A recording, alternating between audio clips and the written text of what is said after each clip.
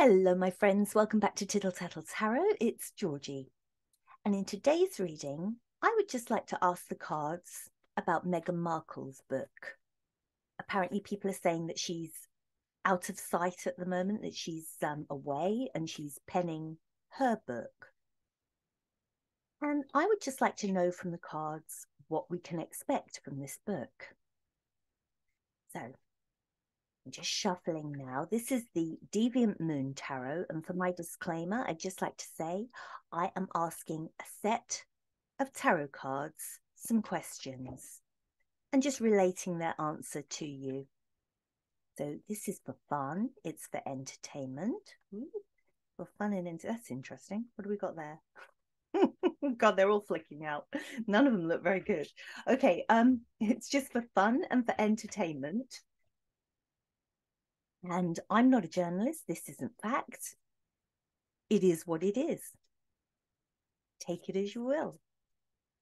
Okay, cards, Deviant Moon Tarot. Can you tell me, what should we expect from Meghan Markle's book? So my first question is, what's the book about? What will be in the book? What will be in the book? What will be in the book? What will be in the book? I've got the sun there, but I think, oh look, we've got a few that are just jumping. I've got the sun in reverse. Go, go. All right. All right, let's work along this way.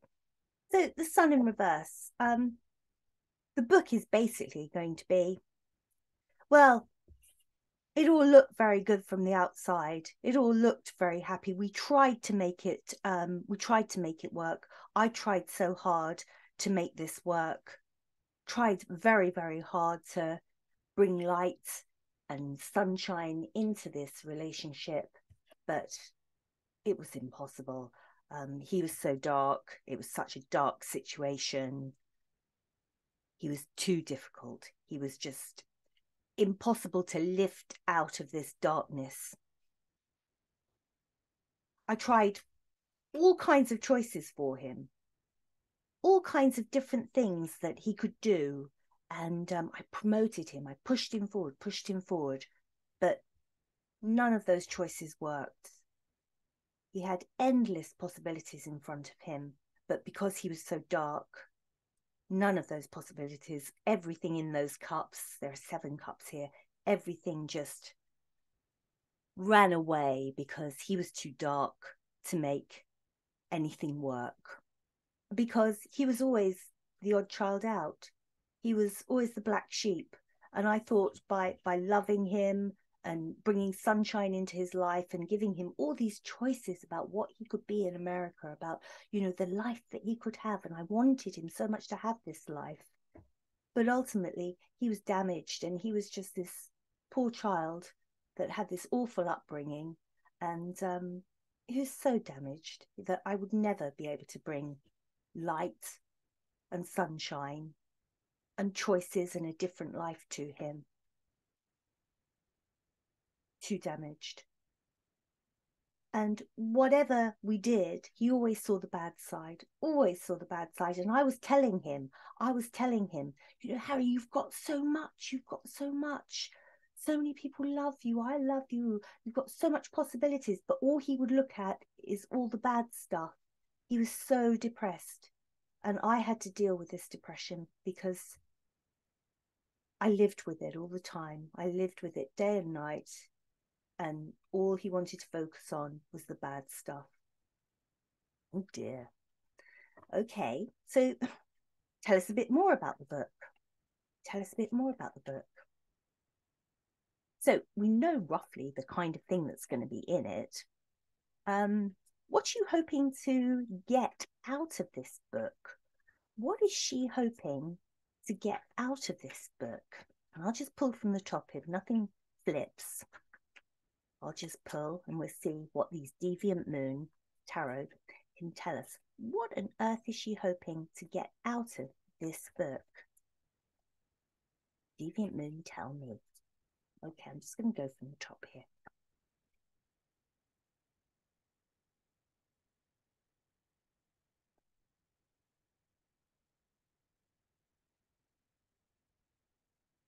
Let's just move everything up a little bit so you see a little bit more clearly. These beautiful cards, beautiful imagery on them. Okay, so here we go.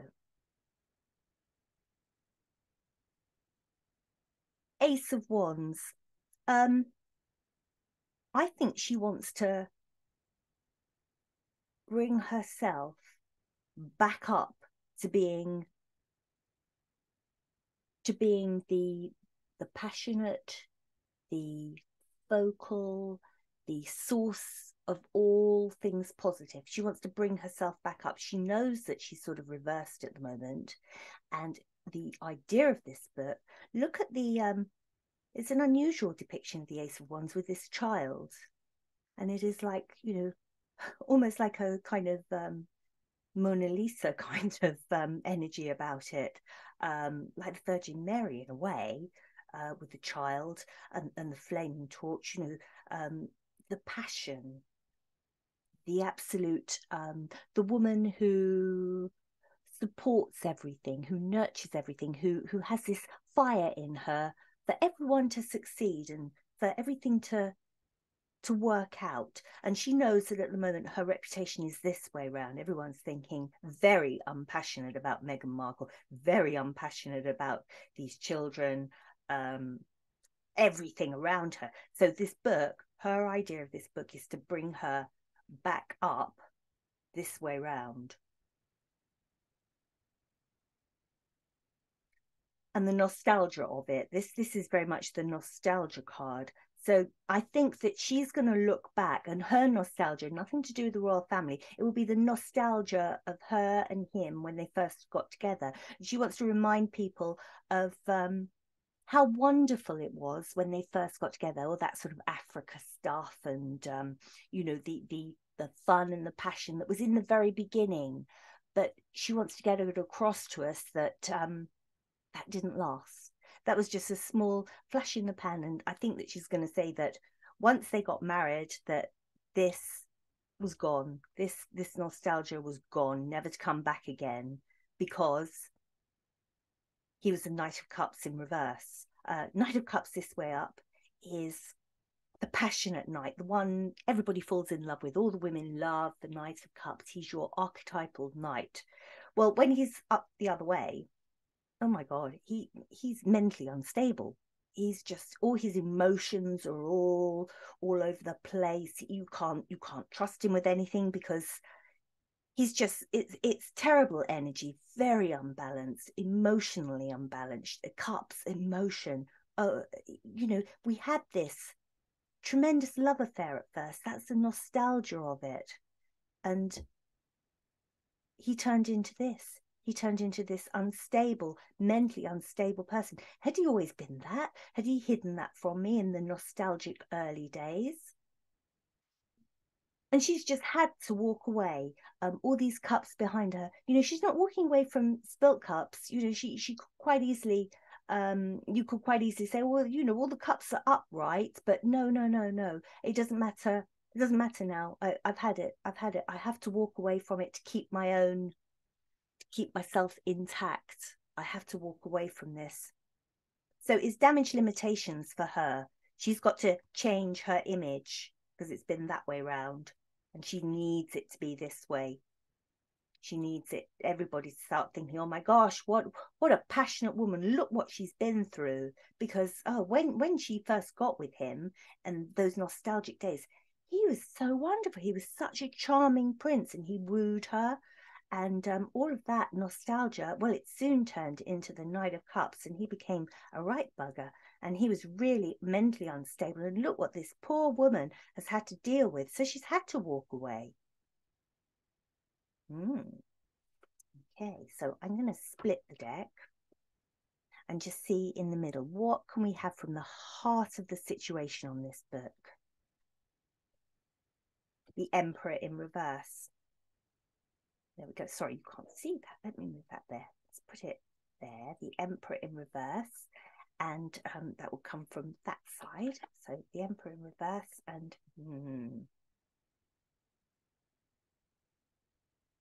not only is it about Harry and what she's had to cope with from him, how dreadful it's been married to him. The Emperor in reverse, I would say that this is the king, possibly William as well, but you know how dreadful they were. They were like the devil incarnate. They were just so mean, so horrible to her. The Emperor, the right way up, is just very gracious and, you know, such good energy, caring. You would go to the Emperor with any problem and he would listen and, you know, be very supportive. All things good. The Emperor. Up the other way, well, absolutely demonic, awful energy. And she would see King Charles, possibly William as well. She doesn't see Harry as the Emperor. Harry's definitely this Knight of Cups here, this unstable Knight of Cups. So she's going to refer to the male members of the royal family as absolutely vile to her. It's quite narcissistic. From one narc to another. So she's going to claim that they're narcissistic, which they're not, of course. And basically this one, the Ten of Pentacles, this is what she wants. She wants her Ten of Pentacles. This is the royal family cards. She wants all that wealth without any of the work, and she wants all that status without any of the work. But this card's really interesting. The Ten of Pentacles is a very, very clever depiction, because look who's underneath the table supporting this rather wealthy, lavish lifestyle. Underneath the table is this poor person bent over, and it's like you're making your wealth and you're gaining your pentacles off the back of some poor person or poor people. Really interesting depiction. So she wants all that, but she'll make it off the back of other people. So that's what my little cards are telling me about this book. It's just going to be, it's not going to be like Harry's book at all. Harry set the tone for his mental health, if you like, and then her book will come in and say, oh, look what I've had to put up with.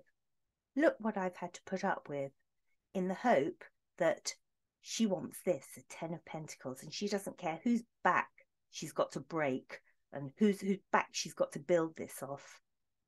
This will be her story. So that is how I see the book going.